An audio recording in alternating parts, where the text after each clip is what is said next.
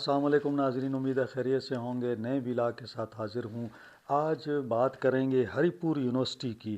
ہری پور یونیورسٹی کے اندر بڑی سنگین بے قاعدگیوں اور بے ضابطیوں کے الزامات سامنے آئے ہیں۔ تقرریوں اور ترقیوں میں میرٹ کو نظر انداز کر کے من پسند افراد کو نوازا گیا ہے۔ یہ معاملہ کیا ہے؟ کیا ہو رہا ہے ہری پور یونیورسٹی کے اندر؟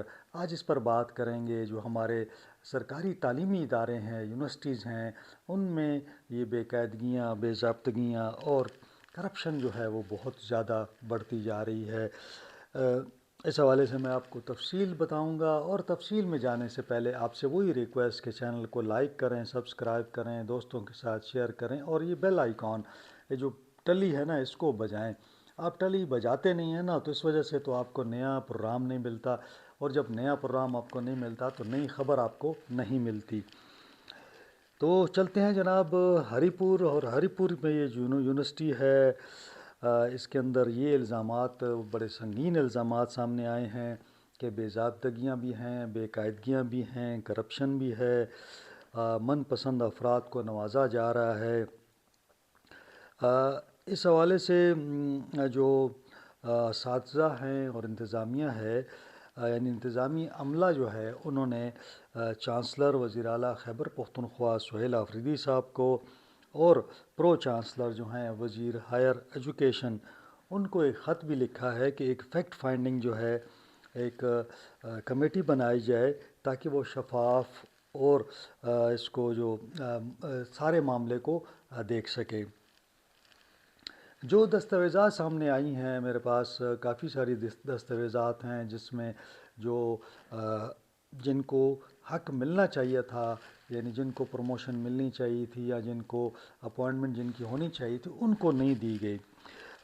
جو ڈپارٹمنٹس میں نے اس کے اندر سے دیکھے ہیں، اس میں انسٹیٹیوٹ آف مینجمنٹ سائنسز ہے، فارسٹری اینڈ وائلڈ لائف ہے، اکنامکس ہے، آئی ٹی ہے، سائیکالوجی ہے، ہسٹری و پولیٹیکل سائنس ہے، کیمسٹری ہے۔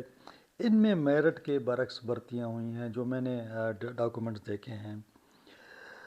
ایک تو یہ تھا کہ سلیکشن بورڈ 2025 میں چانسلر کے نامزد رکن کی غیر موجودگی کے باوجود، یعنی جو ایک رکن جو ہوتا ہے وہ چانسلر کی جانب سے ایک رکن بیٹھتا ہے، وہ نہیں تھا، لیکن 58 کے قریب جو ہیں وہ اپوائنٹمنٹس کی گئی ہیں۔ اب اس میں جو دلچسپ چیز جو مجھے نظر آ رہی تھی وہ یہ تھی کہ کچھ امیدوار جو تھے وہ پی ایچ ڈی تھے، لیکن ان کو ترقی نہیں دی گئی، یعنی ان کی تقرری بھی نہیں ہوئی اور نہ اس کو پروموشن دی گئی۔ اچھا، پھر اس میں جب میں دیکھ رہا تھا تو کچھ جگہوں پہ مجھے نظر آیا کہ جو ایم فل کے امیدوار تھے، یعنی پی ایچ ڈی کو چھوڑ کے ایم فل کو اٹھا لیا گیا۔ یہ ایسی ہے جیسے گریجویٹ کو چھوڑ کے میٹرک والے کو اٹھا لیا جائے یا ایف ایس سی والے کو اٹھا لیا جائے۔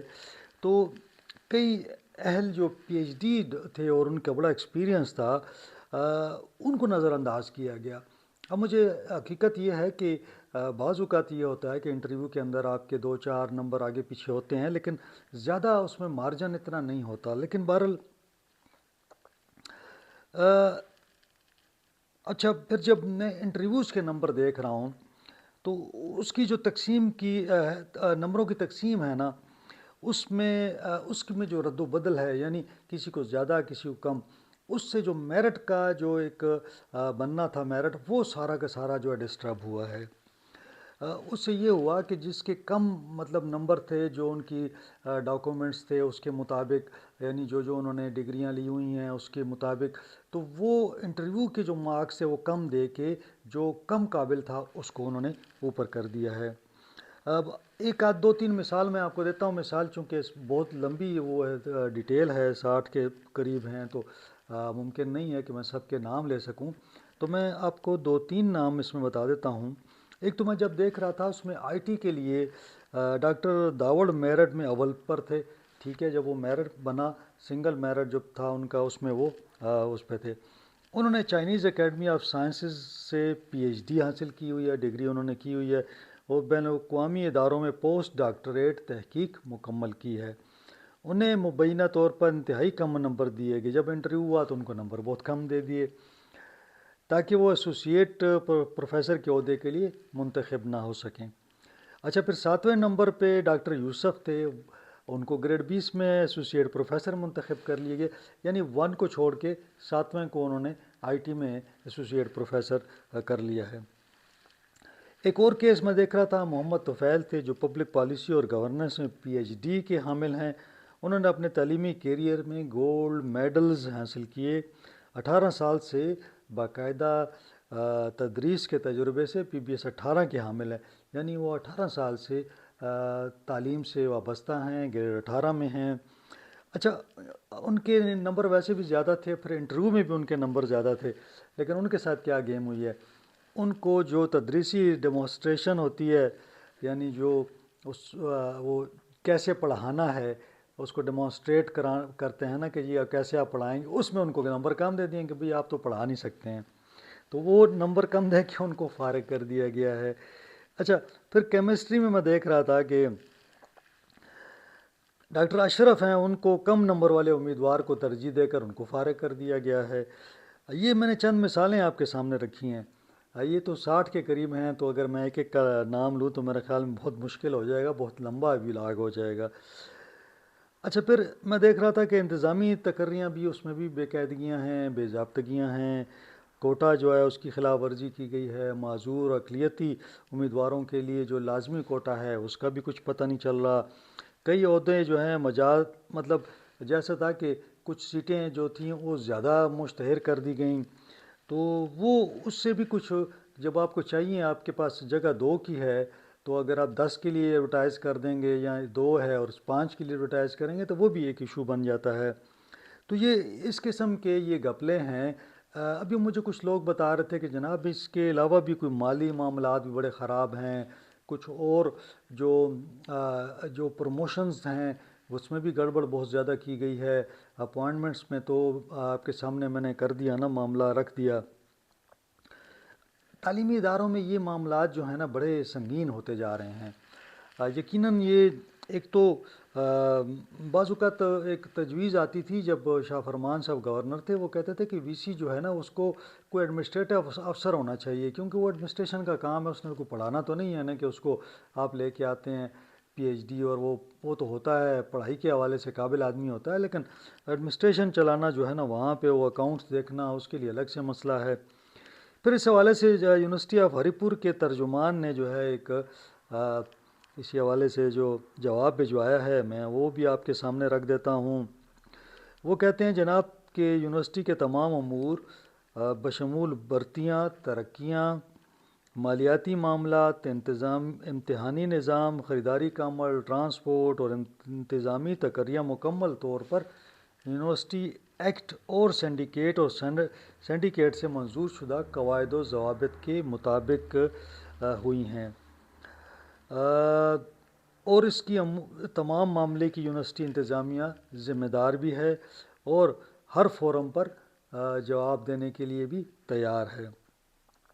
پھر وہ کہتے ہیں کہ ہر فیصلہ باقاعدہ کمیٹیاں، سلیکشن بورڈز اور مجاز ادارہ جاتی فورمز کی سفارشات اور منظوری کے بعد کیا جاتا ہے، جن کی مکمل کارروائی قواعد کے مطابق ریکارڈ کا حصہ ہوتی ہے۔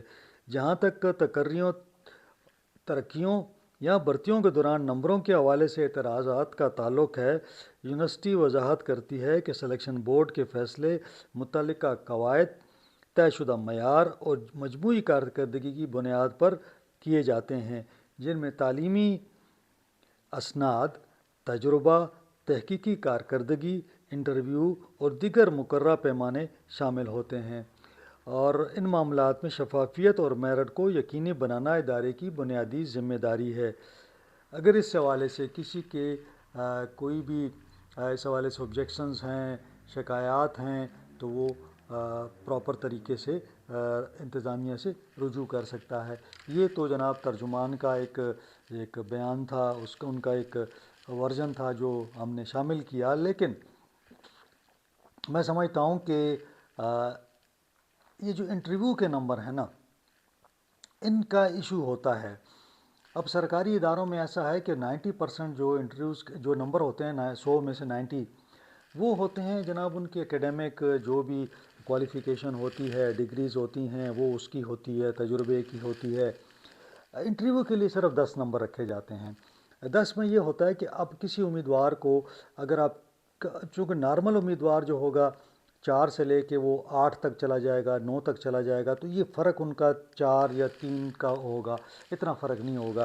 لیکن اگر ان کے درمیان میں فرق، اگر آپ انٹرویو کے نمبر آپ رکھ لیتے ہیں 20 یا 30، تو اس سے پھر یہ معاملات بڑھتے ہیں۔ مجھے اس کے حوالے سے میں کلیئر نہیں ہوں کہ انہوں نے انٹرویو کے کتنے نمبر رکھے تھے، اور اگر اس طرح لوگوں کی شکایات ہیں تو پھر میرا خیال میں کہ ان کو دیکھنا چاہیے اور حل کرنا چاہیے، کیونکہ یہ تعلیمی ادارہ ہے۔ تعلیمی اداروں میں اگر اس طرح کے واقعات آتے ہیں تو میرا خیال ہے اس سے مسائل بڑھیں گے۔